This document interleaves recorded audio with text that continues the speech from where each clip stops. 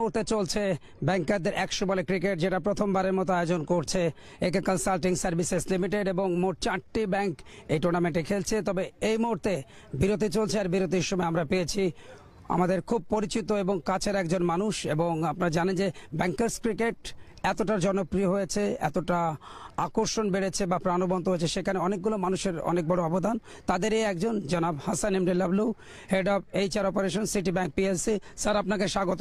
সবসময় আপনার হাস্যোজ্জ্বল চেহারাটা থাকে, এবং এই হাস্যোজ্জ্বলের কারণেই মনে হয় মানে ব্যাংকারদের ক্রিকেট এত জনপ্রিয়। একটু জানতে চাই, আজকে এই যে ফার্স্ট টাইম 100 বলে ক্রিকেট যেখানে ব্যাংকাররা খেলছে, কেমন এনজয় করছে? সেই দুপুরবেলায় আপনাকে দেখেছি ঠান্ডা রোদের মধ্যে আসতে। ধন্যবাদ দাদা, খুবই ভালো লাগতেছে। আসলে অর্গানাইজেশন হিসেবে একে রয়্যালস বলেন আর রাজীব ভাই বলেন, ভেরি অর্গানাইজড একটা উনি অর্গানাইজার।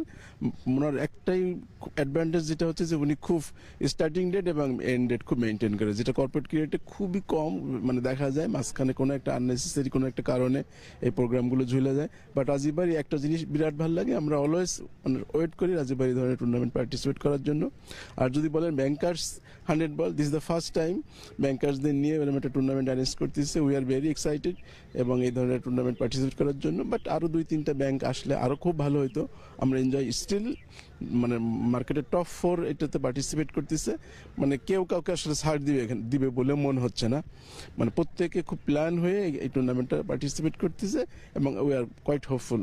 দেখা যাক বাকিটা। স্যার, একটা জিনিস লক্ষণীয় যে জিনিসটা আমরা দেখতে পাচ্ছি, যে একটা সময় যারা প্রফেশনাল ক্রিকেটার ছিলেন, যারা জেলা লিগ খেলেছেন, ঢাকা লিগ খেলেছেন, যারা ফার্স্ট ক্লাস ক্রিকেট খেলেন, তাদের অনেকেই কিন্তু এখন এই কর্পোরেট ক্রিকেট বা ব্যাংকারদের ক্রিকেটে ঝুঁকে পড়ছে। এবং সেখানে আমরা দেখছি আপনারা সহ অন্যান্য যে ব্যাংকগুলো রয়েছে, ব্র্যাক ব্যাংক, MTB আছে, EBL আছে, অন্যান্য ব্যাংকগুলোতে কিন্তু মানে খেলোয়াড়দের একটা কোটা সিস্টেম কিন্তু চালু করা হয়েছে। এই জায়গাটায় কিন্তু আমার মনে হয় অনেক বেশি স্বাচ্ছন্দ্য বোধ করছেন ক্রিকেটার, এবং সেখানে কিন্তু তাদের কর্মসংস্থান হচ্ছে ক্রিকেট খেলার মাধ্যমে। আমাদের আসলে কোঠা আসলে বলে আসলে কিছু নাই। ক্রিকেট বলেন, ফুটবল বলেন, আমাদের প্রত্যেকটা টুর্নামেন্ট মানে প্রত্যেকটা ইভেন্টের জন্য আলাদা আলাদা টিম ফর্ম করা আছে এবং তারা মার্কেটের চেষ্টা করে বেস্ট রিসোর্সকে হায়ার করার সময় ম্যাক্সিমাম তাদের ইউনিভার্সিটি ভালো গ্র্যাজুয়েট দেখে, পাশাপাশি প্রিভিয়াস এক্সপিরিয়েন্সগুলো দেখে।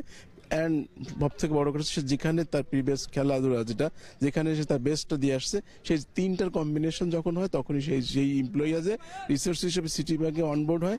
এবং অনবোর্ড হওয়ার পরে আপনি জানেন আমাদের কিন্তু প্রথম প্রায়োরিটি হচ্ছে সে সিটি ব্যাংকের এমপ্লয়ি, তাকে 100% জব তার এনশিওর করা লাগে। এবং এরপরে শুক্র শনি অ্যান্ড অফিস আওয়ারের পরে সে প্র্যাকটিস করেন, শুক্র শনি খেলাধুলা করে। সো আমাদের আসলে প্রথম পরিচয় আমরা সিটি ব্যাংকের এমপ্লয়ি, সেকেন্ড পরিচয় হচ্ছে আমরা সিটি ব্যাংকের either football team member or cricket team member or any others. একটু জানতে চাই যে এ পর্যন্ত আপনারা এত বছর ধরে ক্রিকেটের সাথে সম্পৃক্ত আছেন, কতজনকে আপনারা ইতিমধ্যেই চাকরি দিতে সক্ষম হয়েছে, যদি একটু সংখ্যাটা আমাদের দর্শকদের জানান। আমাদের সোফার এই ইয়েতে আর 25 থেকে 30 জনকে আমরা, আমাদের আবার কি খুব যেহেতু আমাদের অনেক ক্রাইটেরিয়া মানে অ্যাজ এ রিসোর্স হিসেবে অনেক ক্রাইটেরিয়া মেনটেন করতে, সেই সময় চাইলেও আমরা আসলে খুব বেশি অ্যাভেলেবেল রিসোর্সকে নিতে পারি না। বাট আমরা 25 থেকে 30 জনকে এরকম আমরা ভেরি প্রফেশনাল খেলছে ফুটবল এবং ক্রিকেট মিলে 50 জনের মতো হবে আমরা আসলে ধরনের অনবোর্ড করতে পারছি।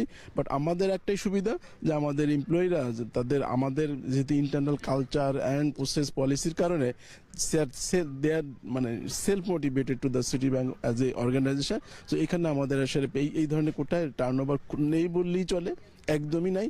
সো আমরা আসলে এই একই টিম দেখা গেলো 2-5 বছর ধরে একই টিম ধরে খেলতেছি। আমরা প্রত্যেক বছরে ম্যাক্সিমাম একজন ইনক্লুশন হয়, এক্সক্লুশন হয়। সো আমাদের যদি বলেন বড় অ্যাডভান্টেজ কি, আমাদের অ্যাডভান্টেজ আমরা সেম টিম লং টাইম ধরে খেলি।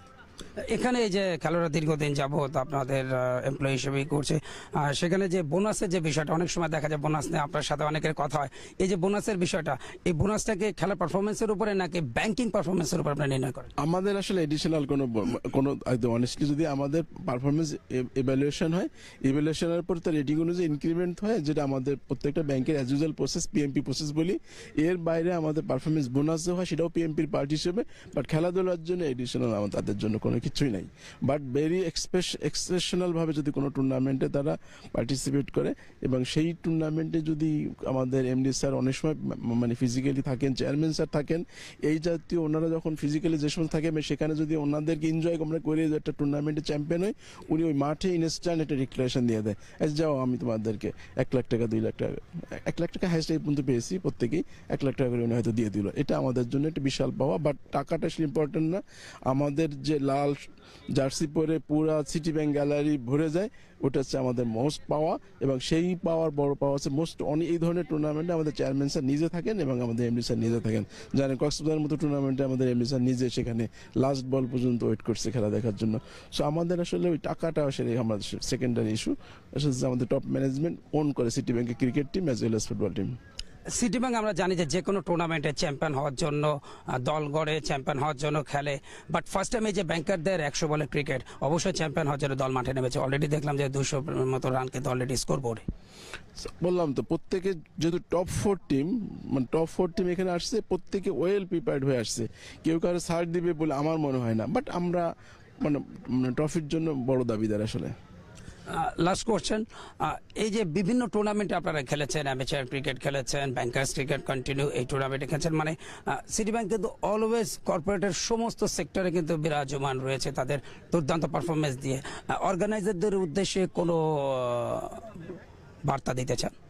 একটাই খালি রিকোয়েস্ট করব যে মানে সিটি ব্যাংক ভালো খেলছে বিদায় সিটি ব্যাংকের এই টুর্নামেন্ট বিভিন্ন টুর্নামেন্ট থেকে নেওয়া থেকে বিরত থাকবো, এটা আসলে কোনো ক্রিকেট কালচারের মধ্যে পড়ে না। আমরা খেলতে আসেন, আমরা মাঠে খেলি, মাঠের বাইরে আমরা খেলাটা একটু চেষ্টা করবো না কম খেলতে।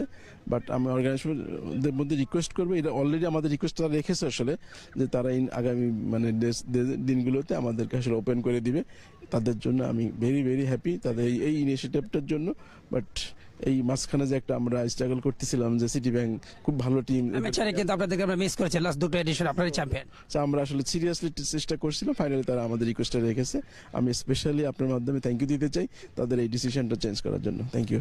আপনার জন্য অনেক অনেক শুভকামনা এবং আপনার সুস্বাস্থ্য এবং দীর্ঘায়ু কামনা করছি, এবং আপনার নেতৃত্বে সিটি ব্যাংক আরও এগিয়ে যাবে, সাফল্যের স্বর্ণ শিখর এবং লালের উত্তরণ ঘটবে, আরও একবার প্রতিধ্বনি হোক জয়ের মাধ্যমে, সেটাই আমাদের প্রত্যাশা। ভালো থাকবেন সবসময়। থ্যাংক ইউ দাদা। তবে একটা লাস্ট ইস্যু, আমাদের আসলে এই পর্যন্ত অনেক টুর্নামেন্ট খেলি তো সামহাও কোনো টুর্নামেন্টের প্রথম সিজনটা আমাদের আসলে ভালো যায় না।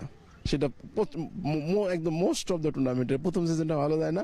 দেখা যাক এটা তার থেকে মানে ব্যতিক্রম কিছু করতে পারি কিনা। শুভকামনা থাকছে আরও একবার। ভালো থাকেন। সুপ্রিয় দর্শক, হাসান এমডি লাবলু অলওয়েজ যিনি ক্রিকেট নিয়ে ভাবেন এবং ব্যাংকিং সেক্টর বিশেষ করে সিটি